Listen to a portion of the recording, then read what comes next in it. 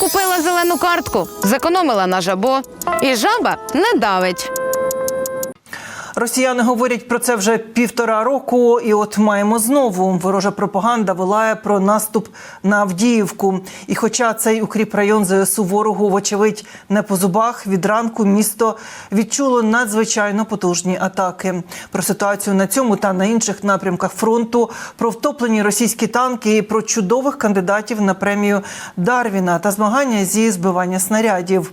А ще про Москву, яка трохи забула про приємні звуки ранкових сирен та раптову бавовну у Кремлі. Але нічого, цитую московитів, можемо повторити. Події 594-го дня Великої війни з Росією у матеріалі Олексія Пасака. Пекельна Донеччина. Ворожі пропагандисти вкотре затягнули стару пісню про наступ на Авдіївку. По прифронтовому місту цілили з танків, артилерії, реактивних систем залпового вогню. Завдали ударів з повітря, повідомляє Національна поліція України. В міській військовій адміністрації заявляють, на північ від Авдіївки тривають тяжкі бої. Масовані обстріли не припиняються. Про зростання активності ворога повідомляють і в Таврійському угрупованні військ ЗСУ. Росіяни здійснили 1,5 десятка невдалих атак біля Мар'їнки та Новомихайлівки, що на Донеччині. Впродовж доби зафіксовано понад 700 артилерійських обстрілів. Яку тактику використовують окупанти і в чому вони схожі з палестинськими бойовиками, розповідають військові експерти. Донецк є таким плацдармом, большим воєнним хабом, напичканным военными объектами, напичканным российской техникой, боеприпасами, вооружением, ну, естественно, боевиками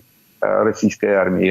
И они используют Донецк под прикрытием мирного населения, под прикрытием из жилых районов открывают огонь по Мар'їнці и по Авдеевке. Специально, как хамасовцы, вот в чистом виде Хамас, из жилых районов начали обстреливать наши позиции в Авдеевке, пытаясь вызвать обратную реакцию. Ну, то есть для того, чтобы мы сейчас начали работать по жилым кварталам Донецка. Але без вогню у відповідь у ворога вистачає клопоту. В мережі з'явилося відео, де розвідка 53-ї бригади зафіксувала переміщення колони броньованої техніки росіян. Окупанти намагалися перетнути міст, але отримали чергове пробиття дна в прямому розумінні.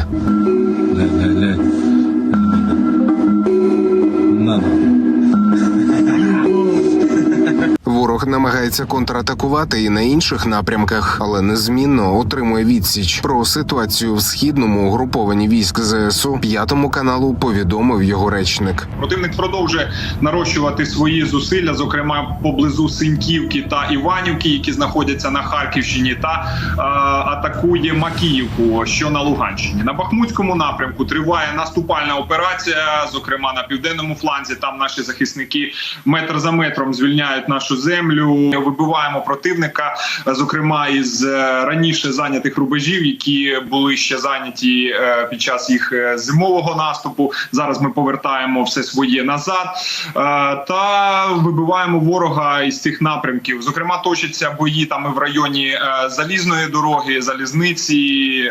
Частково ми на деяких напрямках ми маємо успіхи та вже продовжуємо бої за ними. Десь зараз ще точаться бої саме за залізничну дорогу і за домінацію в цьому районі. І бій без прикрас на бахмутських флангах показують бійці 3-ї штурмової бригади. А ще окупантів, які тікають настільки стрімко, що помічають українських захисників лише після черги з гвинтівки. По ліву сторону.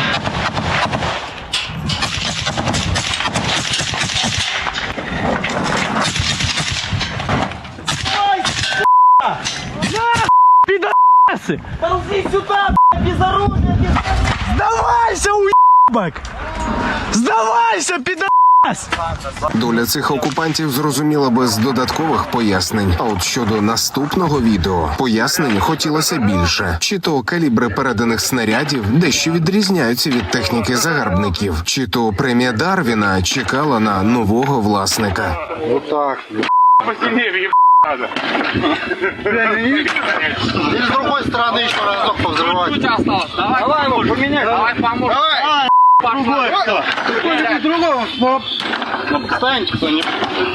Тут ми вибухів, на жаль, не побачили, але вочевидь побачимо нову бавовну, наприклад, із краєвидом на Кремль. Волонтери та блогери Сергій Стерненко, Сергій Притула та Ігор Лаченков оголосили збір 175 мільйонів гривень на 100 далекобійних дронів камікадзе, які можуть нести 30 кілограмів вибухових сюрпризів на дистанцію до 800 кілометрів. А ще нагадали, як усі українці влаштували бавовну для ворога рівно рік тому під час збору на помсту, коли на спільнокошті зібрали понад 350 мільйонів гривень. 101 мільйон було витрачено на БПЛА «Камікадзе РАМ-2». Погляньте, як красиво палили ворожу техніку наші професіонали із ЦСО АСБУ.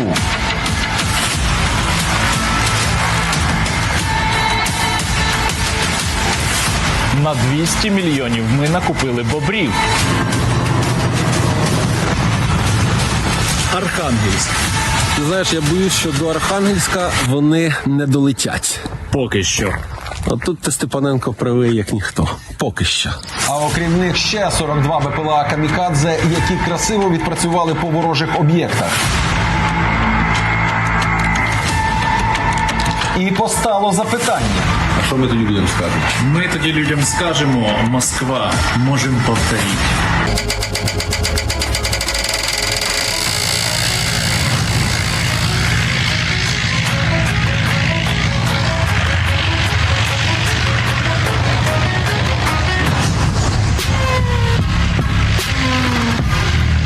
Олексій Пасак, 5 канал.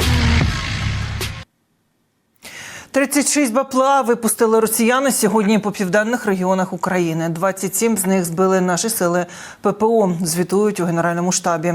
Загалом за добу відбулося 75 бойових зіткнень. Супротивник активізував свій наступ поблизу Авдіївки, Тоненького, Кераміка та Первомайського на Донеччині. Проте ЗСУ успішно відбили всі атаки ворога та завадили його просуванню. Також наші захисники знищили російських винищувач Су-25 та 7 розвідувальних безпілотників. Москолота 7 разів атакувала Нікополь. Як повідомив голова районної військової адміністрації Євген Євтушенко, окупанти гатили з артилерії та атакували дронами камікадзе. По Тівичині 16 приватних будинків та 8 господарчих споруд. Також загарбники пошкодили навчальний заклад та лінії електромереж. Армія Росії вбила дівчинку-підлітка на Сумщині. Як повідомили в обласній військовій адміністрації, окупанти вдень обстріляли селище Угроїди Краснопільської громади. Поранення дістала 13-річна дівчинка. Лікарям не вдалося її врятувати, вона померла в кареті швидкої допомоги. До 53 зросла кількість жертв російського удару по селу Гроза. Про це повідомив голова слідчого управління Харківщини Сергій Болвінов. Він оприлюднив імена всіх загиблих. Серед них цивільні люди, мешканці Грози та сусіднього Шевченкового. Натомість представники держави-агресорки з трибуни ООН заявили, поцілили по поплічниках військового високопосадовця. Трагедія сталася 5 жовтня. Російська ракета поцілила у сільське кафе. Що заявили слідчі у цій справі, слухала Оксана Нечипоренко. 53 загиблих внаслідок одного ракетного удару. Серед них вчителі, медики, підприємці і жодного військового. Селяни зібралися пом'янути загиблого односельця Андрія Козиря. Він загинув торік під час боїв за Попасну на Луганщині, а поховали його у Дніпрі. На перепоховання бійця зібралася чи не вся рідня. Фото Козир Андрій з його дружиною Аліною. Козир Денис. Це син Аліни та Андрія. Йому було лише 24 роки. Він колишній військовослужбовець. Козир Єлизавета. Це донька Козир Андрія. Їй було лише 22 роки. Останнім часом вона проживала за кордоном у Польщі і проїхала разом з матір'ю до України за день до страшної трагедії. Росіяни вдарили по Грозі 5 жовтня. Ракета типу «Іскандер-М» влучила у кафе-крамницю, де відбувалися поминки по загиблому Андрію Козирю. Натомість представники держави-агресорки з трибуни ООН заявили, що цілили по поплічниках загиблого військового високопосадовця. Тіла загиблих селян досі упізнають рідні в одному з харківських моргів. Нема татуїровки з боку на плечі? Є. Боже, він порізаний. З моменту трагедії у Грозі судмедексперти працюють понаднормово, допомагають слідчим ідентифікувати тіла. Спинка носа пряма, лоб прямий. Більшість загиблих мають вибухові травми, а деякі судмедекспертам буквально доводиться збирати по шматках. Щоб не помилитися, відбирають матеріали для ДНК-експертиз. До кінця дня ми будемо готові виписати лікарське свідоцтво, де це можливо зробити.